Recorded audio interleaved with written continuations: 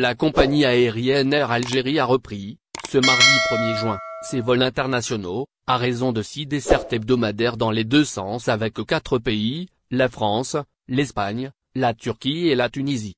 Le premier vol a décollé ce mardi matin de l'aéroport international Ouari Boumedienne d'Alger à destination de Paris-Orly.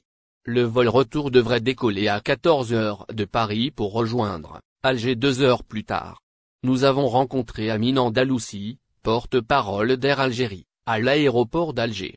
Il a répondu à nos questions sur la reprise des vols. Air Algérie a repris ses vols ce mardi.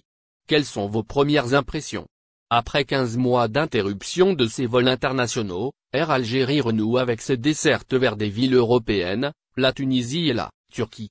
Ce mardi, nous avons lancé le premier vol à destination de Paris-Orly. Le vol retour est attendu à Alger dans quelques heures. Les vols s'effectuent à bord d'un Airbus A330 200 ou 250 passagers devraient embarquer.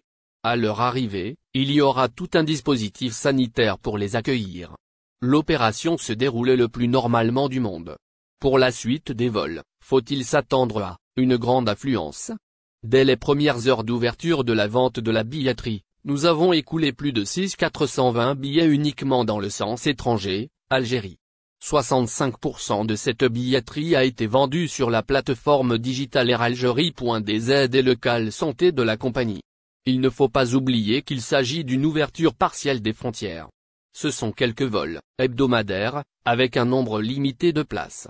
Le but de cette ouverture, comme cela a été précisé dans le communiqué des autorités, est de permettre une mobilité vers l'Algérie. Encore une fois, il ne s'agit pas d'une ouverture grand public. Il s'agit d'une première opération. Nous souhaitons une grande vigilance de la part de nos passagers puisque la réussite de cette opération sera déterminante pour la. Au final. Si vous avez aimé la vidéo, n'oubliez pas de vous abonner à la chaîne et d'appuyer sur la cloche pour recevoir nos actualités.